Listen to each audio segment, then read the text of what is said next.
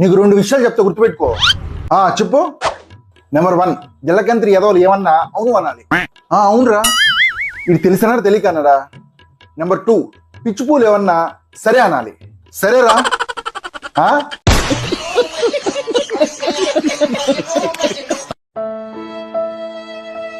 ఏమిరా దిగులు కూర్చోన్నావు? నా లవ్ నాకు బ్రేకప్ చెప్పిందిరా. జీవితంలో ఇవన్నీ కామన్. ఈ విశాలమైన ప్రపంచంలో ఎంతమంది అమ్మాయిలు ఉన్నారు. ఆ ప్రాబ్లం అసలు బ్రేకప్ చెప్పినంతే కాదు, అని చెప్పిన ఎదవ రీజన్ కి నా బాధ అంతా. అంతగా ఏం చెప్పిందో, చావు దెబ్బ మనల్ని ఎవరు విడదీయలేరు అనింది. సూపర్ డైలాగ్ కదరా అది. మా బామ్మ చనిపోయింది, బ్రేకప్ అనింది. ఏం రీజన్ రా అది? నేను అదే అడిగాను. చావు దెబ్బ మనల్ని ఎవరు విడదీయలేరు అన్నావే, ఇప్పుడు ఏంది అంటే చావు అని చెప్పాను కానీ ఎవరు చావో చెప్పలేదు అనింది.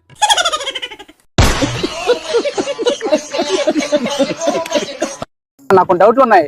చెప్పురా. అమ్మాయిలుగా పిఎఫ్ ఉన్నాడు, అబ్బాయిలుగా జిఎఫ్ ఉంది. మరి మన సింగిల్ పరిస్థితి ఏందన్నా? కేఫ్ ఉంది కదరా. సరే, ఆల్కహాల్ అంటే ఏందన్నా? అందరూ కలిసి హాల్లో తాగేది ఆల్కహాల్. మరి తెలుగులో మద్యపానం అంటారు. మధ్యాహ్నం తాగేదాన్ని మద్యపానం అంటారా? వా అన్నా, వా సూపర్. కేవ్ మీద చిలక బొమ్మ ఉంటుంది, దేనికినా? మన సెలకి ఎగిరిపోయినా మనకి మీడియా తీసలకే. నేను పోతాను అన్నయ్య, నేను పోతాను. నాకు ఇది వద్దు అన్నయ్య, నేను పోతాను అన్నయ్య.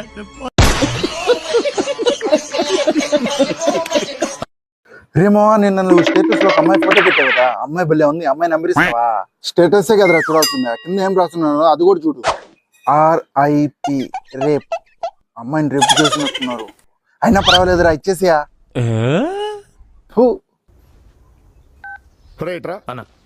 వీడు నాకంటే వరుసగా ఉన్నాడేంట్రా? బలే బలే మగాడి ఓయ్ బంగారు నా సామి ఓయ్, మగసిరి గులాము నోయ్ నీ అన్నని.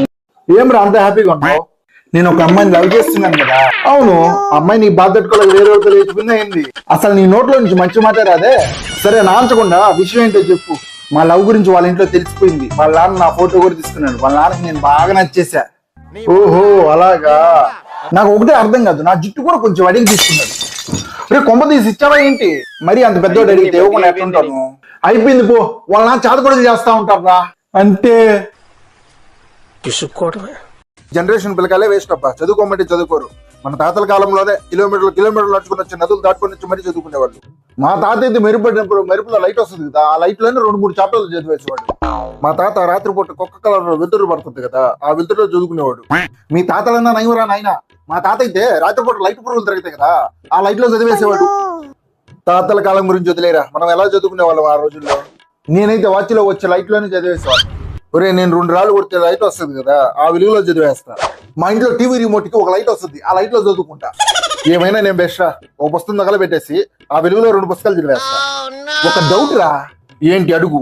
మీ తాతకి నాన్నకి చదవడానికి అంత ఇంట్రెస్ట్ ఉంటే ఒక క్యాండిల్ కొనుక్కోవచ్చుగా. మరి మీ తాతకి మీ నాన్నకి చదవడానికి అంత ఇంట్రెస్ట్ ఉంటే పగలు చదువుకోవచ్చుగా. నువ్వేంట్రా నవ్వుతున్నావు? నాకు బాగా తెలుసు మీ తాత మీ నాన్న అస్సలు చదువుకోలేదు. ఈడు కూడా నవ్వుతున్నాడు. చదువుకోమంటే చదువుకో. జీవితంలో ఏం సాధించాలంటారా? సారీ నాన్న, రోజు స్కూల్కి పోయి బాగా చదువుకుంటానన్న. మీకు ఇప్పుడు స్కూల్ బస్సులు, సైకిళ్ళు, స్కూటర్లు అని ఉన్నాయి. అప్పుడు నేను స్కూల్కి పోవాలంటే 10 కిలోమీటర్లు పోవాలరా. మరి అలా చదువుకొని ఇలా ఎందుకున్నారు నాన్న? స్కూల్కి పోయేసరికి లంచ్ టైం అయిపోద్ది, తినేసి మళ్ళీ ఆ 10 కిలోమీటర్లు వస్తా. అందుకనే ఇలా ఉన్నా. హలో చెప్పరా. మా ఇంటికి రారా. లేదురా, రేపు ఎగ్జామ్ ఉంది కదా, బాగా చదువుకోవాలి. మా ఇంటి పక్కన ఒక అమ్మాయి చేరింది, అందుకే చదవలేకపోతున్నా. నువ్వు కూడా వస్తే ఇద్దరం కలిసి చదువుకుంటా. ఎక్కడ అమ్మాయి? ఎక్కడ ముందర అమ్మాయా?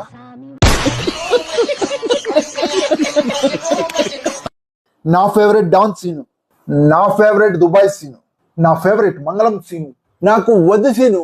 అబ్బు సీను నీకేం కాదు, అక్కడ అయ్యేది నాకు. నీకు తెలియదు సీను. నువ్వే సీను, నువ్వే ఫస్ట్ నాకు అబ్బుదే సీను వదిలిపెట్టు సీను.